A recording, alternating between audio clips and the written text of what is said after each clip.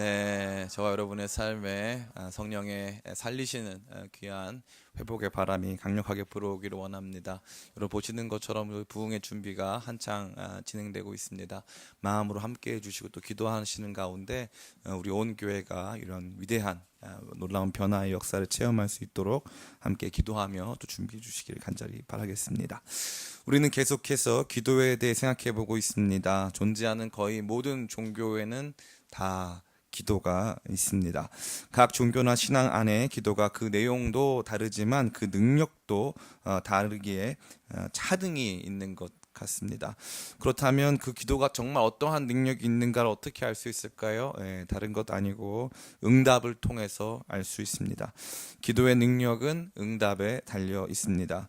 기도의 내용도 좋고 기도의 방식 역시도 포기를 모르고 끊임없이 드리는 불굴의 기도라 할지라도 아무도 듣지 않고 아무런 응답도 없다면 그 기도는 모두 허사일 것입니다. 결국 모든 것은 응답에 달려 있는 것입니다. 오늘 여러분과 함께 제자 기도를 배우다의 마지막 시간으로서 이 기도 응답과 관련된 내용들을 좀 더 구체적으로 나눠보고자 합니다. 첫 번째 시간 우리는 기도를 배우고자 하는 제자들의 모습을 통해서 많은 통찰을 얻게 되었습니다. 예수님과 제자들의 궁극적인 차이는 바로 기도의 차이였습니다. 제자들은 기도하지 않았고 예수님은 기도하셨습니다. 예수님의 기도하시는 거룩한 모범이 제자들을 기도의 자리로 이끌고 있음을 시작으로 우리는 본문의 말씀을 깊이 생각해 보았습니다. 그 말씀을 통해 알게 된 것은 무엇입니까? 기도는 그냥 드리는 것이 아니라는 것입니다. 기도는 배워서 드리는 것이라는 것입니다. 왜냐하면 기도는 나의 욕망에 따라 하는 것이 아니고 기도해야 하는 주제와 내용들이 주어지는 것이기 때문에 기도는 반드시 배워서 하는 것이지 마음대로 하는 것이 결코 아님을 우리는 이 말씀을 통해서 깊이 보게 되었습니다. 그렇게 배우게 되는 기도는 무엇이라 했습니까? 그것은 바로 주 기도로 일컬어지는 예수님이 가르쳐 주신 기도입니다. 그 기도문은 아버지와 자녀의 관계 속에서 기도하라고 우리에게 말씀해 주고 있습니다. 그 기도문의 최우선 기도 제목은 나만을 위한 것이 아니고 우리의 위한 제목이며 뿐만 아니라 하나님의 이름의 영광과 그분의 나라를 구하는 것이 우선적으로 출발한다고 되어 있습니다. 출발은 하늘의 뜻을 땅에서 이루어달라는 것으로 시작하여 마지막은 땅의 이야기로 맞춰지는 기도가 되겠습니다. 그 기도의 중심에 바로 우리 자신이 존재하고 그 기도의 내용 안에 그 중심에 우리가 필요한 것들을 주님께 간구하는 것이라 했습니다. 마치 좋은 선물을 아름다운 포장지에 포장하는 것처럼 우리의 기도 역시도 하늘과 땅의 문제들을 우리의 기도 가운데 포장하여 우리의 마음 중심을 그것에 담아 올려 드리는 것이라 말씀드린 바 되었습니다.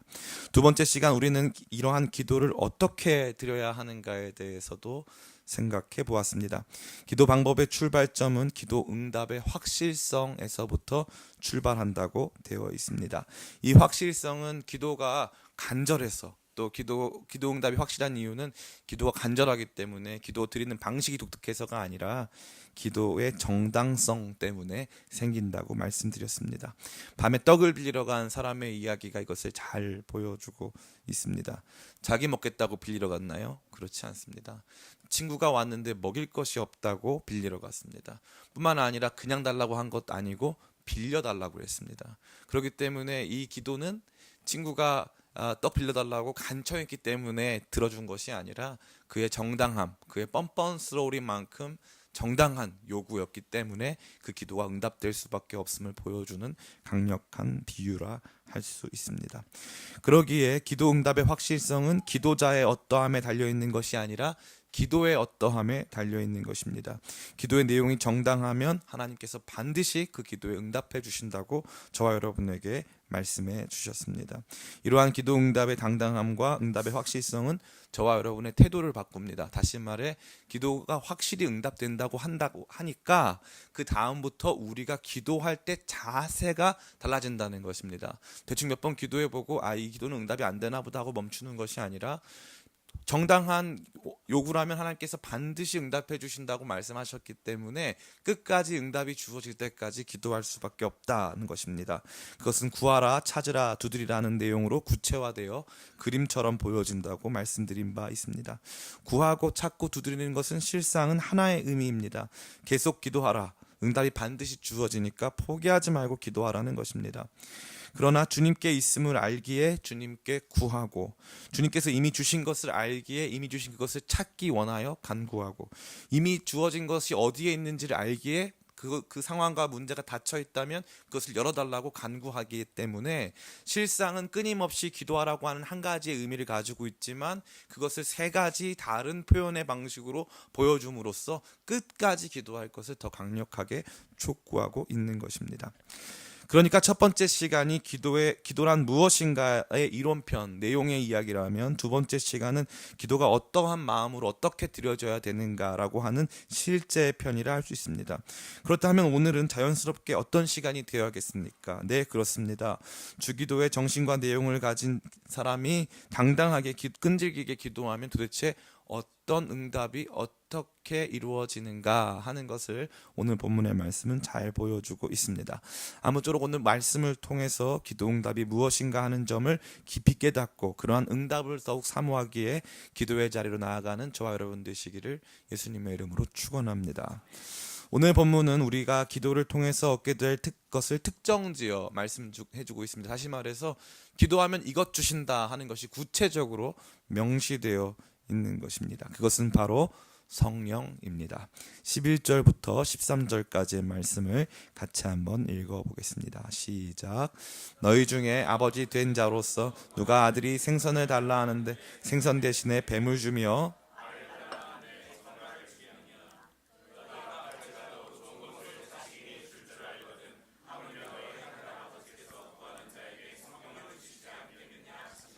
아멘. 우리가 읽은 전체 말씀이 하나로 통일된 것임을 기억해 볼 때 성령이 바로 궁극적으로 주어지는 우리 기도의 응답이라 할 수 있습니다. 제자들이 예수님에게 예수님 기도를 가르쳐 주세요라고 말했는데 그 결과가 그럼 반드시 성령 주신다라고 끝났기 때문에 모든 기도가 성령의 응답으로 종결되는 것을 우리는 볼 수 있는 것입니다. 이쯤 듣고 나면 실망하시는 분들이 계실 듯합니다.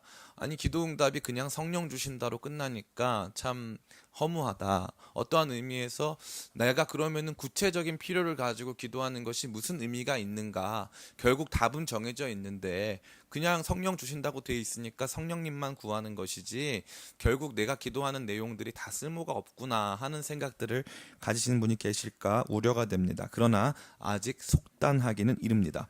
성령께서 우리의 기도 응답이 되신다는 것이 어떠한 것인지에 대해서 오늘 두 가지 중요한 방향을 가지고 생각해 보기를 원합니다.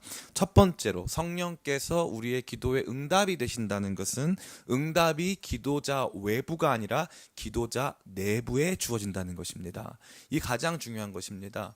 응답이라고 한다면 우리가 생각했을 때 기도할 때 이 문제가 해결되고 저 상황이 개선되고 하는 것들에 대한 기도가 궁극적으로 또 구체적으로 응답될 때 먼저 상황이나 사람들, 환경, 즉 기도자의 외부적인 상황과 환경이 바뀌는 것이 아니라 먼저 기도자에게 응답이 주어진다. 먼저 기도자 자신이 바뀌는 순서를 갖는다는 것이 매우 중요한 부분이 된다는 것입니다. 이 순서가 진리입니다. 이 밖의 순서는 비진리입니다. 제가 강경하게 이 노선을 유지하고 또 이것을 제가 견지하는 이유는 성경 그 어느 곳을 보더라도 기도가 기도자 자신을 바꾸지 않는 범위 내에서 단순히 외부 상황과 환경만을 바꾸는 범위 내에서 이루어지지 않기 때문에 그렇습니다. 기도가 기도자랑 아무 상관없이 기도 응답이 성령께서 내 안에 먼저 오셔서 나를 변화시키시는 과정 없이 주어지는 것은 100% 미신입니다. 그렇기 때문에 기도하는 사람들에게 있어서 먼저 중요한 것은 기도 응답은 성령께서 내게 먼저 찾아오셔서 내 안에 주어지는 응답으로 먼저 작용될 때 나 자신이 변화되는 것이 우선이고 먼저고 출발점이 되는 것이고 그것이 기독교 신앙이 보여주는 유일한 기도의 변화의 출발이 된다는 것입니다. 이 부분에서 어쩌면 김 빠지는 분들이 계실 수 있습니다. 문제 해결을 위해서 구하고 찾고 기다리며 기도했는데 결국 문제 해결 아니고 상황 안 바뀌고 내가 바뀐다면 정신승리 아니냐, 상황은 안 바뀌었는데 나 혼자 그냥 정신적으로 이겨내고 극복한 거 아니냐 하시는 분이 계실 수 있습니다. 그러나 전혀 그렇지 않습니다. 왜 그렇습니까? 이 모든 것이 우리가 봤을 때는 상황의 문제 같고 관계의 문제 같고 타인의 문제 같고 여러 가지 사건과 정황의 문제 같아 보이지만 실제적으로 우리의 삶에 일어나는 대부분 거의 100%의 문제는 우리 자신의 문제이기 때문에 그렇습니다.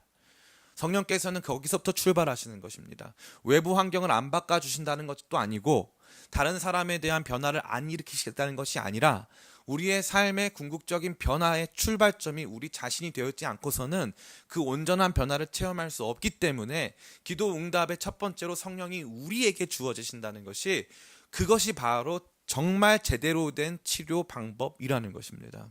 암을 고치는 다양한 방법이 존재합니다. 호르몬으로 고칠 수도 있고 다른 이 약으로 또 혹은 방사능으로 고칠 수도 있습니다. 그런데 상황이 시급하고 여러 가지 면에서 이 급박한 상황에서는 어쩔 수 없이 먼저 다른 환경보다 우선시 되어지는 식이요법으로 고칠 수 없는 배를 가르고 그 안으로 들어가서 흉부를 가르고 그 안으로 들어가서 그 질환의 중심이 되는 암덩어리를 끄집어 내야 되는 것입니다. 그렇기 때문에 그 문제를 해결하는 데 있어서 단순히 외부의 문제만을 해결하는 것이 결코 능사가 아님을 우리는 잘 기억해야 할 필요가 있는 것입니다. 우리의 존재가 변화되지 않으면 그 어떤 것도 우리에게 응답이 될 수 없는 것입니다. 전 여러분들에게 12제자의 모습을 좀 생각해 보게 되기를 촉구합니다. 그들은 예수님과 함께 할 때 온전하지 못한 사람들이었습니다. 자기들끼리 싸우고 예수님 십자가에 달리실 때 다 예수님 배반하고 도망간 사람들입니다. 믿음 없었습니다. 말씀 백날 들어도 그 말씀 무슨 뜻인지 깨닫지 못하는, 어찌 보면 낙제생과도 같은 모습의 사람들이었고 예수님의 제자라고 하기에는 부끄러운 것이 너무나도 많은 사람들이었습니다. 그러나 참 재밌는 것은 예수님께서 부활 승천하시고 나서 그들은 불굴의 의지를 가지고 복음을 전하고 그 복음의 정신으로 살아오게 되었습니다. 12제자로 출발해서 70인 제자, 70인 제자로 출발해서 많은 교회들, 또 우리 100여 년 전에 이 땅에 온 우리 선교사님들까지 그 모든 사람들의 삶은 이러한 한 인간의 변화를 잘 보여주고 있습니다. 그러면 제가 물어보겠습니다. 12제자의 삶의 상황이 바뀌었습니까? 안 바뀌었습니까? 안 바뀌었죠. 달라진 것은 아무것도 없습니다. 예수님 승천하시고 나서 달라진 거요? 아무것도 없어요. 사람이 더 늘어났나요? 당장 그렇지 않았습니다. 예수님 승천하시고 나서 오히려 믿고 의지했던 예수님만 하늘에 가셨고 아무런 일도 벌어지지 않는 것만 같은 시간들을 보내야 했다는 것입니다. 아무런 것도 바뀌지 않았습니다. 로마 당국의 태도도 바뀌지 않았습니다. 심지어 더 악화되었습니다. 사도 바울과 같은 사람들이 아직 회심하기 전이었는데 수많은 사람들이 예수님 믿는 사람들을 핍박하려고 눈에 불을 켜고 그들을 찾아 헤매고 있었습니다. 상황이 달라지지도 다른 사람들이 타인이 달라지지도 않았습니다. 더 내적인 변화들이 일어나지도 않았습니다. 아무것도 달라진 것은 없습니다. 그런데 기도했습니다. 어떤 변화가 일어났습니까? 성령의 충만을 받았습니다. 상황도 사람도 달라지지 않았는데 기도한 제자들이 달라지기 시작한 것입니다. 기도한 제자들이 달라지기 시작하니까 위대한 변화가 일어났습니다. 제자들이 나가서 복음을 전하기 시작했습니다. 상황은 그대로인데 복음을 전하니까 상황이 바뀌었습니다. 사람은, 타인은 그대로인데 이 사람들이 바뀌어서 복음을 전하니까 타인이 변화되기 시작했습니다. 결국 모든 변화의 출발점, 기도 응답이 먼저 임해야 하는 지점은 바로 우리 자신이었다는 것을 가장 잘 보여주는 그림이 아닌가 하는 것입니다. 저희랑은 완전히 일치하진 않지만 기장 측에 아주 유명한 목사님이 계십니다. 별세 신학으로 유명한 이중표 목사님이라는 분이시죠. 반포에 가보면은 한신교회라고 하는 교회가 있는데 그 교회의 담임 목사님이셨습니다. 이중표 목사님이 전도사 시절에 경상도 골짜기에 있는 한 교회에 부임하였습니다. 이 교회는 아주 악명이 높았는데 어떤 장로님이 계셨는데 그 장로님이 너무 악명이 높아서 목사님들 괴롭히는데 선수였어요. 그래가지고 1년에 담임 목사, 담임 전도사가 3, 4번씩 교체가 됐습니다. 3, 4회씩 1년에 매년 3, 4회씩 교체가 될 정도니까 얼마나 그분이 거의 장로님이 담임 목사 괴롭히기는 국가대표급 실력을 가지고 있었음을 알 수 있습니다. 참 이 이중표 목사님 대단한 분이죠. 어떻게 그 교회에 대한 소문을 듣고 내가 그 교회에 갔으면 좋겠습니다. 주님 기도를 했대요. 그 기도를 괜히 한 것 같죠? 내가 그 교회에 가고 싶습니다라고 마음에 소원을 품고 부임하게 됐습니다. 저도 그런 적이 있어요.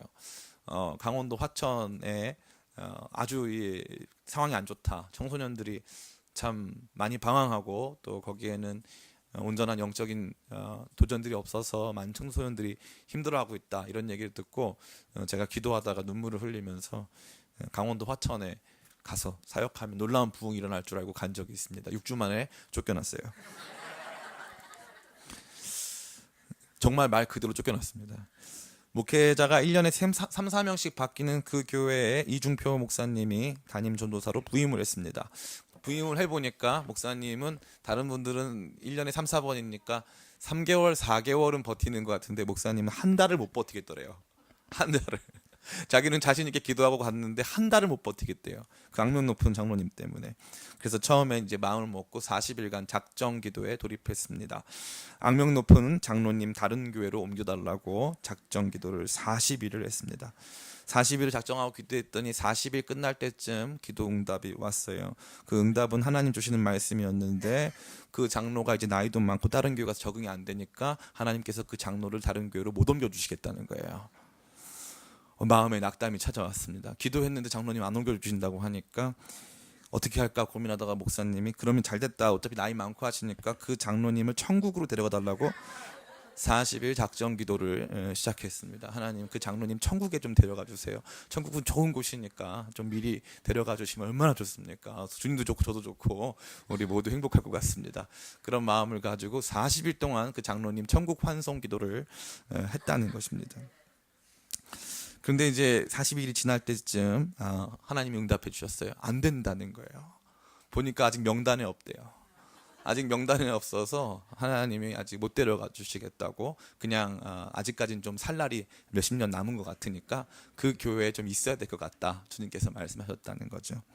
그러니까 이제 이 목사님이 야 이거 진짜 다른 교회도 안 보내주시고 천국으로도 안 들어가 주시니까 어쩔 수 없다 그러면은 그 장로님 그 못된 버릇 악명 높고 이거 객관적으로 누가 봐도 멀쩡한 목회자들이 와가지고 3, 4개월마다 갈려 나가는데 저 장로님만 바뀌면 교회가 달라지지 않겠느냐 이런 생각을 해가지고 이 전도사님 이 목사님 전도사님 시절에 그러면 그 장로님의 못된 버릇을 고쳐달라고 40일간 총 120일간 기도를 한 거죠. 그 장로님의 못된 버릇 고쳐달라고 기도를 40일을 시작했습니다. 40일 마칠 때쯤 응답이 왔어요. 그때 하나님 하시는 말씀이 내가 천지를 창조했지만 그 사람 못된 버릇은 못 고친다는 것이었습니다. 그래서 내가 그 사람 못된 버릇 못 고친다. 평생에 걸쳐서 성화의 단계가 굉장히 점진적으로 이루어지고 있으니 그 바로 너가 원하는 수준으로 바로 못 고쳐준다는 하나님의 거절의 응답입니다. 120일 동안 기도했는데 다른 교회로도 못 보내주시겠다 그러고 천국도 못 데려가 주시겠다 그러고 버릇도 못 고쳐주시겠다고 말씀하신 것이죠. 그래서 주시는 말씀은 내가 다른 사람 버릇은 못 고치는데 너를 위해서 십자가를 졌으니까 너가 나를 위해서 십자가를 져달라는 것이었습니다. 그때 이 전도사님 안에 놀라운 변화가 일어나기 시작하고 그 교회에서 사역을 아름답게 잘 마무리했다는 것입니다. 참 놀랍죠. 우리가 봤을 때는 저 사람이 문제고 이 상황이 문제고 이 사건이 문제 같고 이 관계가 문제 같은데 그거는 우리 생각이지 그렇지 않다는 것입니다. 결국 내가 바뀌니까 상황도 바뀌고 타인도 바뀌고 사건도 바뀌고 관계도 바뀌다라는 것입니다. 그 인정하는 게 쉬울까요? 어려울까요? 어렵죠. 그러니까 뭐가 필요한 거예요? 성령께서 필요하신 거예요.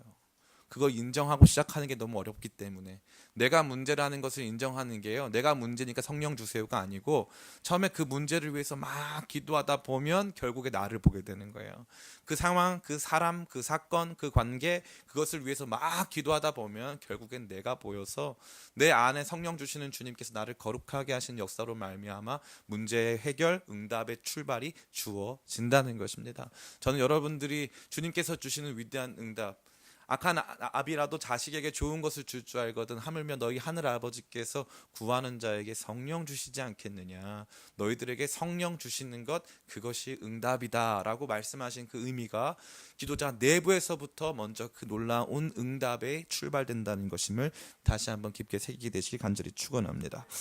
두 번째입니다. 첫 번째, 성령이 우리 가운데 주어진 것이 우리 가운데 이 내면, 기도자 내면이 먼저 출발해야 되는 바로 그 지점이었음을 말해준다면, 두 번째는 성령이 가장 좋은 기도의 응답이라는 사실입니다. 앞서 살펴본 것과 관련되어서 우리가 많이 생각이 드는 것은 이런 것입니다. 돈이 없는데 성령이 응답이 될까? 가정에 문제가 발생했는데 성령이 응답이 될까? 내 자녀가 공부를 못하는데 성령이 응답이 될까? 취업을 못하는 내 자녀가 있는데 그게 성령이 응답이 될까 하는 바로 그것입니다. 본문은 우리에게 확실히 그렇다고 말씀해주고 있습니다. 먼저 주님께서는 분명히 다른 거 안 주신다고 말씀하셨습니다. 무슨 말입니까? 내가 그렇다고 너희가 이 생선을 달라는데 내가 뱀 주겠냐? 다른 거 안 준다. 네가 원하는 그것 그 이상을 주겠다는 것입니다. 네가 원하는 그 이상을 주겠다. 생선 달라고 하면 생선을 주겠다는 게 아니라 생선은 기본 깔고 플러스 알파를 주겠다는 거예요. 근데 그게 뭐라는 거예요? 성령이라는 거죠. 그러니까 성령이 더 좋은 기도응답이라는 거예요. 더 좋은 기도응답. 돈이 필요해서 기도했는데 성령 주신다고 하니까 아예 김 빠진다. 이게 아니라 돈이 필요해서 기도했는데 성령 주신다고 해서 받아봤더니 돈보다 더 좋더라 이거죠. 돈보다 더 확실히 개선점이 많더라. 돈보다 부작용이 없더라 하는 것입니다. 아니, 좋은 걸 받았는데 부작용이 많다면 그거 얼마나 힘들까요? 예를 들면 여러분들에게 누가 페라리 자동차를 선물로 교회에서 체육대회 갔는데 경품이 페라리 자동차였어요. 그래가지고 4억 6천만 원짜리 페라리 자동차를 선물로 줬고 처음에 계약서상에 이 차를 팔 수가 없다. 그리고 한 달에 1000km씩 운행을 해야 되는 조건으로 페라리 자동차를 줬다고 생각해 보십시다. 첫 번째 뭐가 문제입니까? 자동차세가 문제입니다. 두 번째 뭐가 문제입니까? 보험료가 엄청납니다. 세 번째 뭐가 문제입니까? 기름값이 장난이 아니에요. 네 번째 뭐가 문제입니까? 사고라도 날라치면 그 다음부터는 감당이 안 됩니다. 차는 멋있죠. 너무 좋죠. 기도했더니 하나님이 페라리 4억 6천만 원짜리 차를, 어떻게 그게 교회 체육대회 상품으로 나왔는지는 모르겠지만 어떤 성도님이 기증했는지는 모르겠지만 그거를 줬단 말이에요. 그거를 평상시 어릴 적부터 꾸며가지고 받았는데 받아보니까 뭐가 더 많은 거예요? 부작용이 훨씬 많은 거예요. 제가 우리 젊은 자매들에게, 설교 시간에 제가 좀 경망스러운 말씀드려서 죄송하지만 젊은 자매들에게 제발 백마탄 왕자 꿈을 꾸지 말라고 꼭 말씀을 드립니다.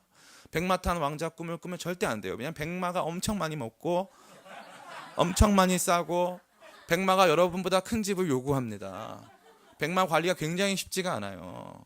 그 많은 사람들이 백마탄 왕자를 꿈꾸다가 100만 원도 없는 남자를 만나면 많이 실망을 합니다. 100만 원도 없는 남자가 100만보다 훨씬 나아요. 벌면 되잖아요. 열심히 하면 되잖아요. 그죠? 그 환상을 좀 버려야 되는 거죠. 다시 말해서 뭐죠? 우리가 가지고 있는 기도의 응답을 스스로 정해놓고 그거 안 주니까 하나님 응답 안 하셨다. 절대 그렇지 않습니다. 플러스 알파를 주시겠다는 거예요. 생선을 달라면 누가 생선만 주겠냐 이거예요. 생선보다 못한 건 아예 주지도 않거니와 생선 주는 건 기본이다. 그거예요. 알을 달라면 누가 정갈을 주겠냐? 그러는 부모가 어딨냐? 알 달라 그러면, 계란 달라 그러면 더 좋은 거 준다. 하나님 여러분 더 좋은 거 주십니다. 그런데 재밌는 건 뭐예요? 더 좋은 걸 주는데 그러니까 구하는 자에게 성령 주시지 않겠느냐? 이거는 성령이 가장 좋은 것이고 여러분이 생각하는 그것보다 더 좋은 것이라는 거예요. 그러니까 우리가 성령님을 우리 가운데서 주어지는 더 좋은 기도 응답으로 받아들이지 못하는 이유는 잘 모르니까요. 잘 모르니까. 그게 더 좋은 응답인지를 모르니까. 나는 딱 내가 아는 사람은요, 참 자기가 아는 수준까지만 사는 거예요. 내가 아는 수준으로만 사는 거예요. 그게 우리가 살아가는 삶이에요. 이게 더 좋은 거 줘도 알아요, 몰라요? 모르는 거죠. 더 좋은 걸 줘도 모르는 것입니다. 그런데 재밌는 건 뭐예요?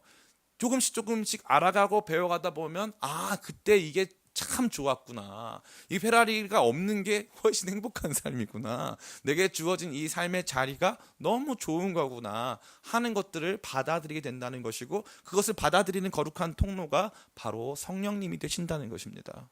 그렇기 때문에 기도를 통해서 결국 성령님이 주어지신다는 게 여러분에게 앞으로 주어질 그 모든 것들에 대한 가장 좋은 해결책이 됨을 주님께서는 강력하게 말씀해주고 있습니다.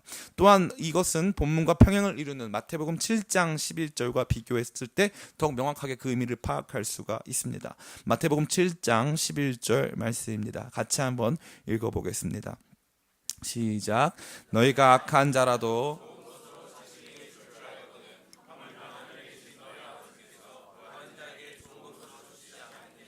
아멘. 마태복음 7장 11절에는 구하는 자에게 좋은 것으로 주지 않겠느냐 말씀하셨고, 이 누가복음 11장 13절에는 구하는 자에게 성령을 주시지 않겠느냐고 말씀하셨어요. 그 두 개를 합치면 뭐예요? 구하는 자에게 좋은 것 주시는데 좋은 것은 성령이다. 이거예요.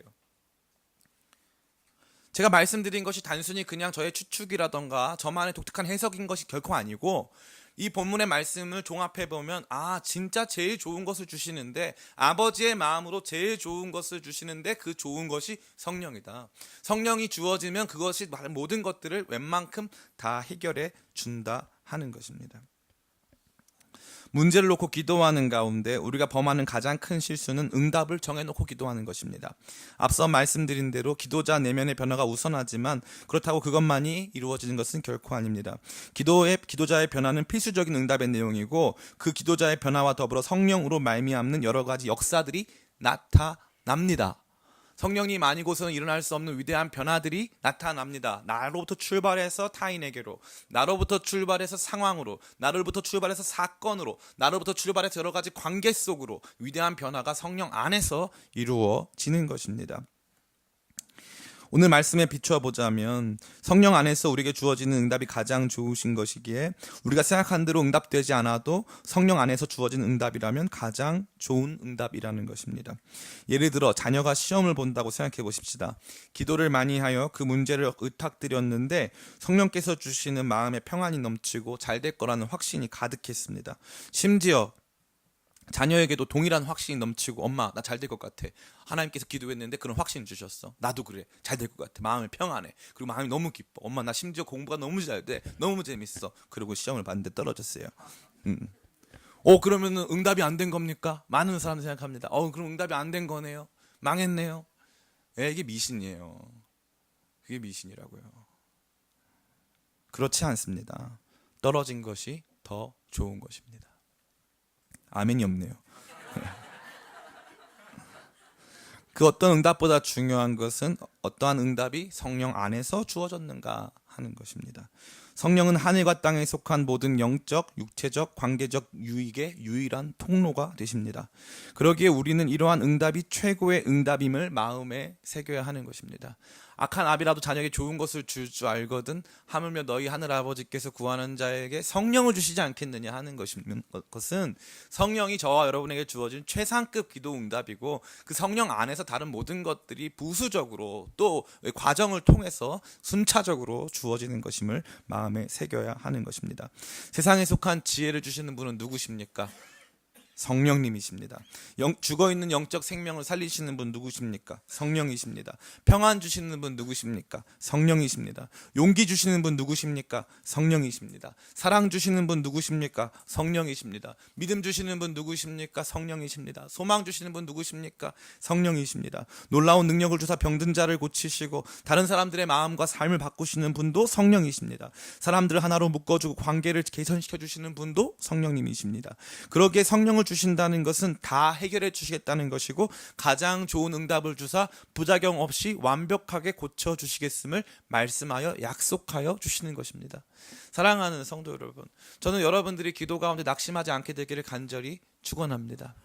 제가 지나온 저의 삶을 생각해 봤을 때 저처럼 실패를 많이 한 사람은 없는 것 같아요. 간혹 우리 집사님들이 저한테 용기 주실 때가 많이 있는데, 저는 실패 많이 한 것이 그리 두렵지 않습니다. 사실 제가 실수를 많이 하고 실패를 많이 하고 인생을 많이 늦가게 인생으로 돌아오면서 얻게 된 가장 좋은 것은 지혜예요.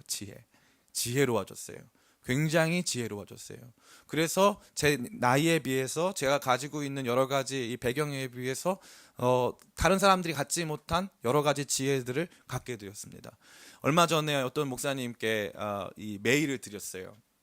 근데 이제 목사님하고 개인적으로 또 그 전에 또 메일을 주고받은 적이 있는데 그때는 잘 대답을 해주셨는데 이번에 제가 페이스북 메시지를 드렸더니 제가 보낸 도움을 구하는 메시지인데 거기에다가 답을 안 쓰시고 싫어요로 누르셨어요. 싫어요. 너무 충격이었어요. 아주 유명한 목사님인데 싫어요를 누르시더라고요. 그거 처음에 이제 실수인가 해가지고 지켜봤죠. 며칠 동안. 근데 실수 아니었어요. 근데 제 마음이 어떤 줄 알아요? 그때부터 너무 자유로워졌어요. 너무 자유로워졌어요. 왜요? 저는 그런 실수를 너무 많이 경험했기 때문에. 그런 실패와 거절을 너무 많이 경험했기 때문에. 그러고 나니까 제 마음의 세팅이 달라지기 시작하는 거예요. 그전에는 잘 될 것이다 라고 생각하고 시작했는데 뭐든지 안 될 것이다 하고 시작하는 거예요. 그럼 뭐가 차이냐? 이게 되게 중요한 거예요. 안 될 것이다 라고 마음이 오는 순간 멈추면 잘못된 거예요. 안 될 것이다 하는 순간 그러면 아무것도 안 할 거야가 오면은 잘못된 거예요. 근데 제가 딱 그 말 듣자마자 그때부터 성령께서 제게 저를 변화시키는 것은 무엇이냐 하면 안 될 거니까 내 방식대로 안 될 거니까 하나님께 의지해서 천천히 다시 한번 될 때까지 가보면 돼. 이거 누가 주신 마음이에요? 성령께서 주신 마음이에요. 저처럼 제가 다 간증을 드려도 모자랄 만큼 저처럼 실패를 많이 하고 저처럼 이 지나온 시간들 속에서 역경이 많은 사람들 제 나이 또래에 거의 없습니다. 정말 많은 실수를 하고 정말 많은 실패를 했어요. 뭐만 하면 문제가 발생했어요. 뭐만 하면. 그 문제만 안 일어났으면 좋겠다 하는 일은 꼭 반드시 일어났어요. 제가 좋아하는 노래 중에 수고했어 오늘도라는 노래가 있는데 나쁜 일은 꼭 한꺼번에 온다고. 나쁜 일은 꼭 한꺼번에 와요. 그래가지고 어려운 일은 정말 어렵다는 일들 다 겪어봤어요. 그런데 재밌는 건 성령 기도를 했는데 재밌는 게 성령께서 응답이 되시고 다른 상황은 안 바뀌더라고요. 정말 어이가 없었어요. 분명히 잘 된다고 해주셨는데 성령님만 주시고 아무것도 변화가 안 일어나요. 신기한 거는 그 다음부터 하나님께서 저를 바꾸시는데 저를 지혜롭게 하시고 탁월하게 하세요. 저 자신이 어떻게 해야 되는지를 명확하게 알게 해주세요. 제일 좋은 게 뭔 줄 알아요? 확신이 생겨요. 확신이. 그 확신. 이래도 된다는 확신. 그 전에는 실패하면 어떡하지라는 생각이 많았는데 지금 그게 없어요. 실패해도 괜찮아라는 생각이 들어요. 실패해도 괜찮지만 그냥 실패할 수는 없잖아. 그러니까 더 지혜롭게, 더 확실하게, 더 이러한 방식으로 더 순결하게. 저는 순수와 순진을 구별합니다. 순수한 사람은 좋은 사람이고 순진한 사람은 나쁜 사람이에요. 목사님 순진한 게 왜 나쁜 겁니까?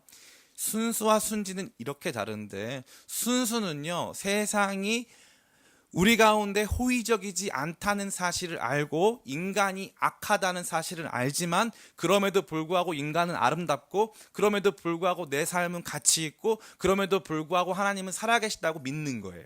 그거는 순수한 것입니다. 순진한 것은 내가 기도하면 기도한 대로 다 이루어질 것이고 안 되는 것은 아무것도 없고 나는 슈퍼맨이고 하늘도 날 수 있고 하나님이 다 고쳐주신다. 그건 순진한 거예요. 순진한 건 어떤 일이 발생합니까? 하나님께서 그렇게 일하지 않으시면 하나님이 이상한 존재가 되는 거예요. 절대 그렇지 않습니다.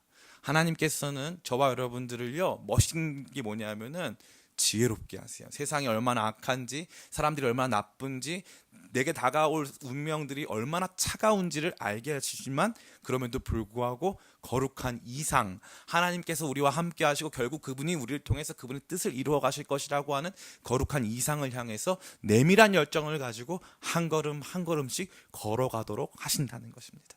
사랑하는 성도 여러분, 저는 여러분들이 순진하지 않게 되길 간절히 바라요. 세상은 힘들 거예요. 여러분에게 주어진 삶의 정황과 환경, 다른 사람들은 여러분에게 적대적이고 악의적으로 대할 수 있습니다. 세상이 다 그래요. 그런데 순수는 뭐예요? 세상이 나한테 나쁘게 대할 것이고 내가 큰일 당할 수도 있고 망할 수도 있지만 나는 주님의 길을 걸어가겠다. 이게 순수한 거예요. 그게 아주 맑은 거예요. 아주 좋은 모습인 거예요. 그래도 불굴의 의지로 걸어가는 거예요. 탁월한 거예요. 그러나 순진한 건 뭐예요? 기도했더니 문제 해결 안 됐어. 에이 안 됐구나. 이거는 순진한 거예요. 악한 일이 다가왔어요. 하나님 안 계시나 보다. 그건 순진한 거, 나쁜 거예요. 그럼 무슨 문제가 발생해요? 다른 사람들한테 얘기해요. 안 됐다고, 이거 망했다고, 힘들다고. 저도 그럴 때가 많이 있어요. 저도 그럴 때가 많이 있어요. 그래서 가만히 생각해 봐요. 그런데 하나님께서 안 되는 그 일을 그냥 안 되게 만드시든 아니요. 다른 방식으로 일하게 하시더라고요. 다른 방식으로. 기쁨의 교회가 여러 가지 노력과 수고를 기울여서 많은 변화를 일으켜 보려고 노력을 많이 했어요. 제가 생각한 만큼 되지 않았어요. 실망했겠죠. 실망하죠. 그리고 뿐만 아니라 제가 생각한 만큼 변화도 없었고 만족도 그렇게 크지 않았던 것 같아요. 지나온 시간 동안. 그런데 하나님께서 제게 주신 것은 뭔지 아세요? 그게 기쁨의 교회라는 거예요. 그래서 다시 출발할 힘을 주시더라고요. 제가 요즘에 생각한 게 있어요. 나는 잡초 같다 라는 생각이에요. 어디 깊이 뿌리 박힌 데가 없었어요. 저는 아버지가 없어요. 그래서 오늘도 아침에 오면 생각해 봤는데 아버지가 없다는 건 사실 큰 문제다. 왜냐하면 어떤 결단을 어떻게 다른 사람들과 어떤 관계를 맺어야 되는지를 잘 몰라요. 다시 말해서 내가 20살 때 우리 아버지가 50살쯤 되니까 50살의 사람이 어떻게 살아가는지를 알아야 되는데 제가 그걸 모르더라고요. 그거를 몰라요. 그러니까 50살쯤 되면은 본바가 없으니까 어떻게 살아야 될지를 모르겠고 40살쯤 되면은 어떻게 살아야 될지를 모르겠더라고요. 뿌리가 없어요. 그게 제 특징이에요. 뿌리가 없어요. 근데 재밌는 게 뭐냐 하면은 하나님께서 저에게 주시는 마음은 야, 너 뿌리 없다고 슬퍼할 필요 없어. 내가 너를 키우는 거야. 뿌리 없다고 좌절할 필요 없어. 내가 너와 함께 하는 거야. 이제 내가 새로운 역사를 시작할 거야. 저한테 그런 거룩한 용기를 주시더라고요. 저는 제가 순진하지 않다고 생각해요. 저는 제가 순수하다고 생각해요. 감히 말씀드리는 가운데 저는 저와 여러분들 가운데 감히 말씀드리는 가운데 여러분 담임 목사 잘 고르신 거예요. 담임 목사가 순진하면 사람 망쳐요. 순진하면요 성도들이 어떨 것이다 라고 생각해 놓고 왜 나한테 그거 안 해줬어요 하면요 사람 망치는 거예요. 그런데 순수한 건 좋은 거예요.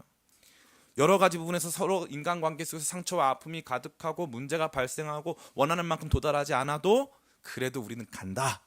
그래도 우리는 하나님 뜻 가운데서 걸어간다.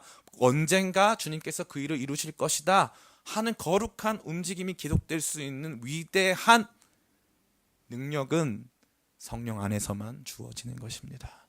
성령은 저와 여러분을 아름답게 빚어가시면서 깨끗하게 하셔서 끊임없이 이 길을 걷게 하시는 위대한 능력이요 기도의 유일한 응답의 통로가 되시는 것입니다. 이제 말씀을 마칩니다. 저의 목회 방향을 한마디로 정의하자면 아마도 나침반 목회라고 할 수 있습니다. 혹은 또 방향감각 목회라고도 할 수 있지 않을까 생각합니다. 우리 기쁨의 교회는 훈련 프로그램이 없습니다. 정확한 삶의 지침을 구체적으로 드리지도 않습니다. 저는 프로그램을 싫어해요. 이렇게 해라 저렇게 해라. 제가 워낙 반골 기질이 강해가지고 누가 저한테 이렇게 해라 저렇게 해라 하면 딱 그렇게 안 해요.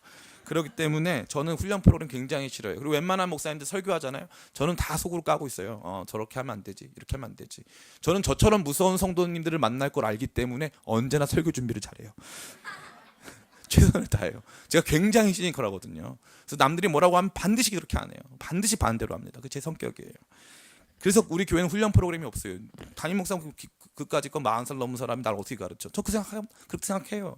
나이가 어린 제가 여러분 어떻게 가르칩니까? 저는 여러분 못 가르쳐요. 저는 여러분 가르칠 수 있는 권한도 없어요. 제가 그렇게 믿어요. 성령께서 여러분 가르치셔야죠. 말씀이 여러분을 가르쳐야죠. 근데 담임 목사 종교를 믿지 마세요. 여러분 개인적으로 목사님 말 들어보고 맞으면 말씀 통해서 확인하고 그 길로 걸어가면 되는 거예요. 그러니까 저는 여러분에게 방향을 제시하고 여러분에게 등대와 같이 비추어주는 역할을 감당하는 나침반 목회, 방향감각 제시의 목회를 할 뿐입니다. 왜냐하면 제가 믿기로는 우리에게 주어진 유일한 지도는 성경이고 우리를 인도하시는 내비게이션은 성령님이시기 때문에 그렇습니다.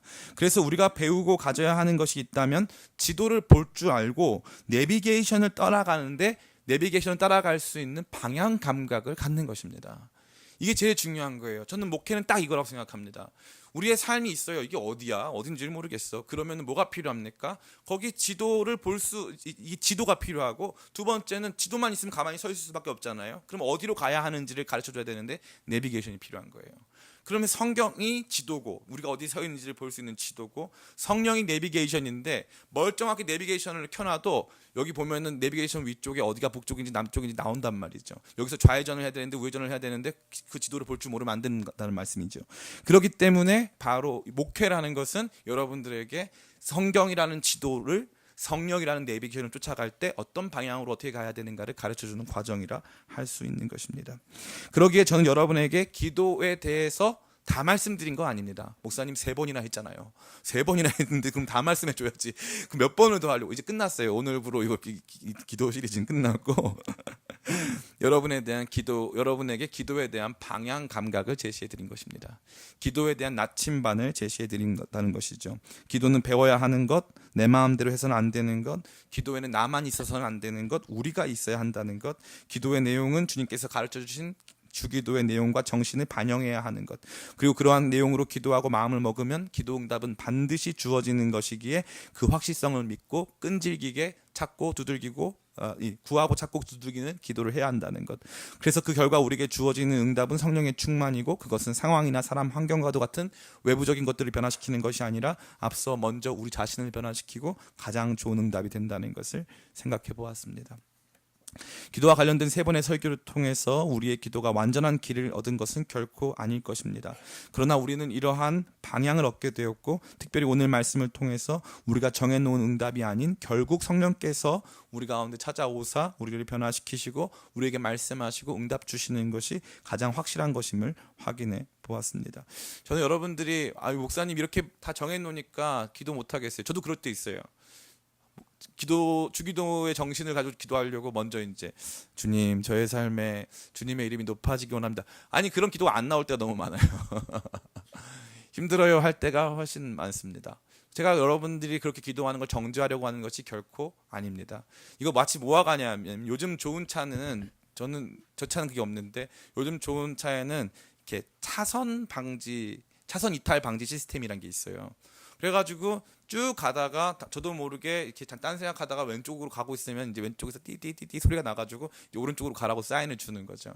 제가 드린 이 3번의 이 기도와 관련된 설교는 기도 차선 이탈 방지 시스템이에요.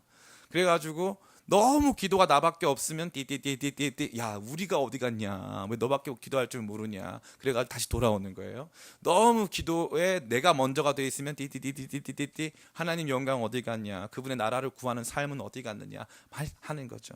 그러니까 제가 여러분에게 드리는 기도는 큰 틀을 여러분에게 제시해 드린 것이고, 설교는 큰 틀을 제시해 드린 것이고, 그 안에서 기도해 주시는 것입니다.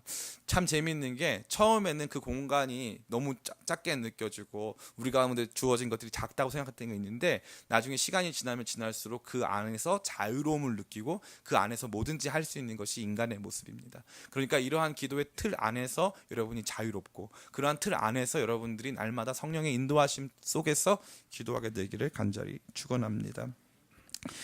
사랑하는 성도 여러분, 여러분의 삶 안에 이러한 기도가 가득하기를 원하고, 이러한 기도들을 통하여서 궁극적으로 성령의 충만을 받아 우리의 기도가 그 안에서 완전하게 부작용 없이 응답되는 것을 날마다 경험하게 되시기를 예수님의 이름으로 축원합니다. 우리가 찬양할까요? 찬양하고 같이 기도했으면 좋겠습니다.